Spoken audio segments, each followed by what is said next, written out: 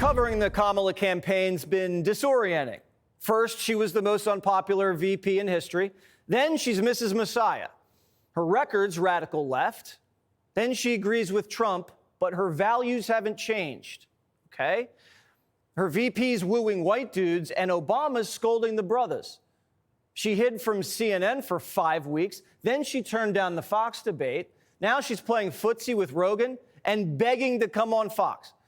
Well, be careful what you wish for, because Kamala Harris just sat down with Bret Baier for a half hour, and she was roughed up so badly, Pelosi's asking Joe to get back in. How many illegal immigrants would you estimate your administration has released into the country over the last 3.5 years? Well, I'm glad you raised the issue of immigration, because I agree with you. It is a topic of discussion that people want to rightly have. And you know what I'm going to talk about. Yeah, but right do you, now, just a number. Do you think it's 1 million, 3 million? Brett, let's just get to the point. Okay, the point is that we have a broken immigration system that needs to be repaired. So your Homeland Security Secretary said that 85% of apprehensions. I'm not finished. We have an it's a rough estimate of 6 million people have been released into the country. And let me just finish. I'll get to the question, I promise you. I was beginning to answer. And when you came into office, your administration immediately reversed a number of Trump border policies. So looking back, do you regret the decision to terminate Remain in Mexico at the beginning of your administration? The first bill, practically within hours of taking the oath, was a bill to fix our immigration system. Yes, ma'am. It was called the U.S. Citizenship Act of 2021. Exactly. It was essentially a pathway to citizenship for the elite. Yes, ma'am. May I finish responding, please? But you have to let me finish, You please. had the White House and the House and the Senate, and they didn't bring up that bill. I'm in the middle of responding to the point you're raising, and I'd like to finish. Yes, ma'am. We recognized from day one that, to the point of this being your first question, it is a priority for us as a nation and for the American people. And our focus has been on fixing a problem. This was the first time the vice president and the Democrat nominee had ever had to answer for herself. She spent more time defending herself with Bret than she has defending the actual border. Then it got personal. Former President Clinton actually referred to Laken Riley Sunday campaigning for you in Georgia, saying if those men had been properly vetted, Laken Riley probably would not have been killed. So if it wouldn't have happened, this is well before any negotiation. This is well before Donald Trump got involved in the politics. This is a specific policy decision by your administration to release these men into the country. So what I'm saying to you, do you owe Brett, those families an apology? Let me just say, first of all, those are tragic cases. There's no question about that. There is no question about that. And I can't imagine the pain that the families of those victims have experienced for a loss that should not have occurred. So that is true. It is also true that if a border security had actually been passed 9 months ago, it would be 9 months that we would have had more border agents at the border, more support for the folks who are working around the clock trying to hold it all together. Bret Baier is giving Kamala an opportunity to say if she were president, Laken Riley would have been alive. Kamala should have said that's something I would have done differently than Biden. I would have secured the border much earlier. But I was just the VP serving at the pleasure of the president. And if you vote for me, I promise I'll protect women like Laken Riley. At this stage of the campaign, saying, I'm sorry about the dead woman on my watch, it's all Trump's fault, it's not going to fly. Harris has never been pressed this hard on her border policies. And it continued.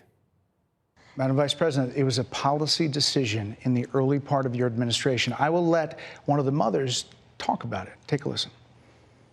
Because of the Biden-Harris administration open border policies catch and release, they were enrolled in the Alternatives to Detention program. This meant that they were released into the United States.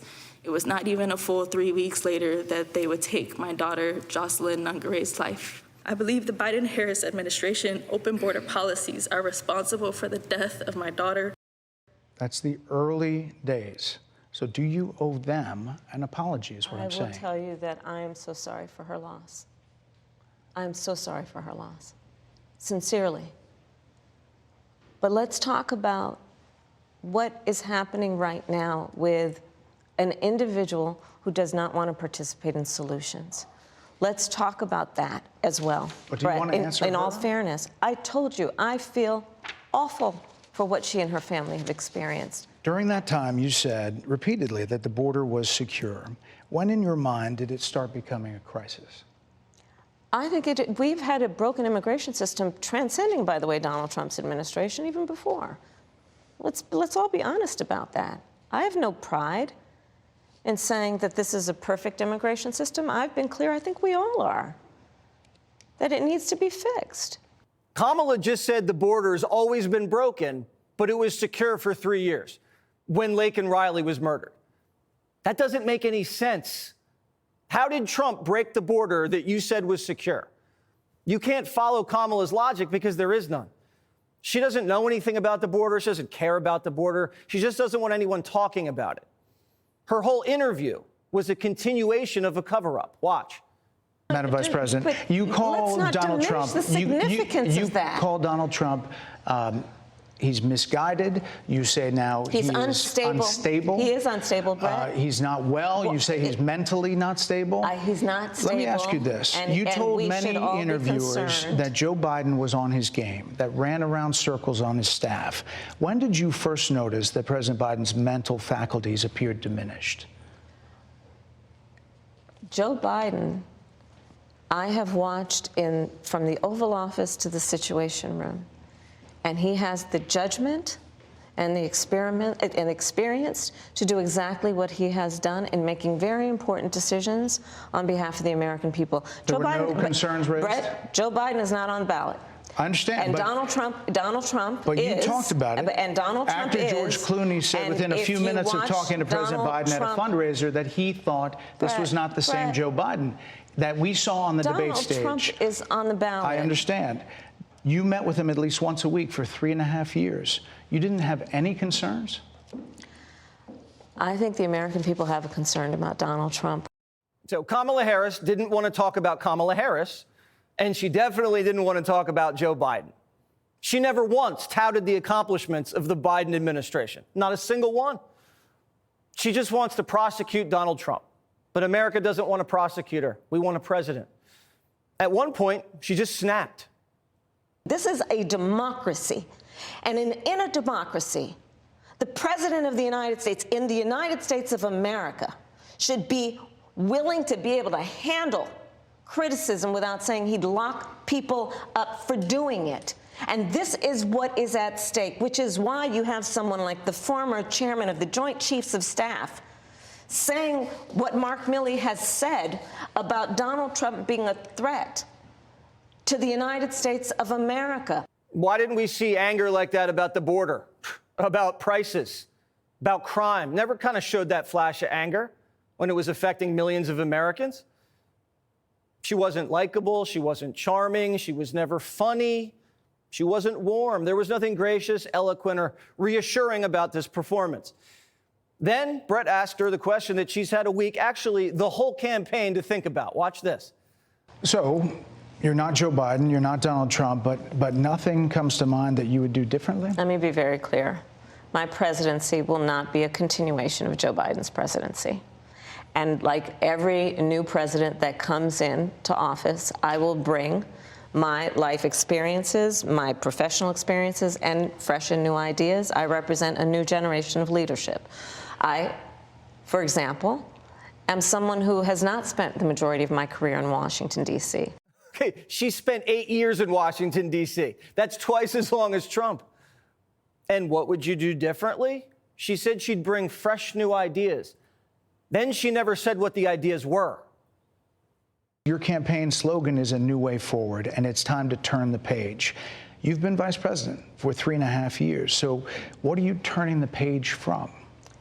Well, first of all, turning the page from the last decade in which we have been burdened with the kind of rhetoric coming from Donald Trump that has been designed and implemented to divide our country and have Americans literally point fingers at each other. Madam Vice President, more than 70% of people that is tell about pollsters, turning the page on rhetoric that people are frankly exhausted of, Bret. If you're turning the page, you've been in office for 3.5 years.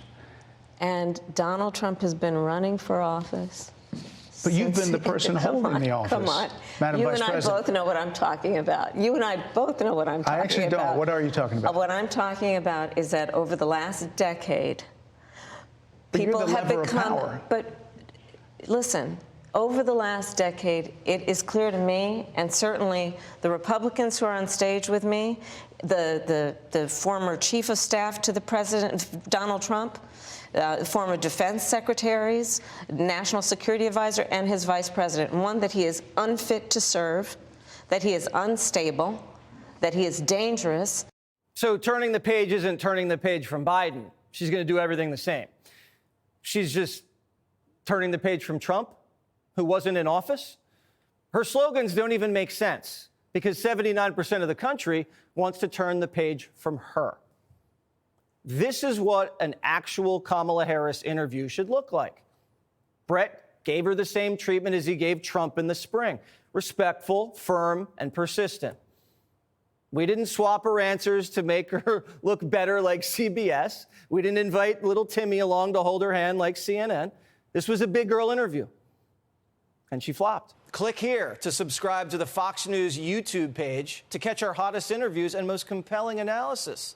You won't get it anywhere else.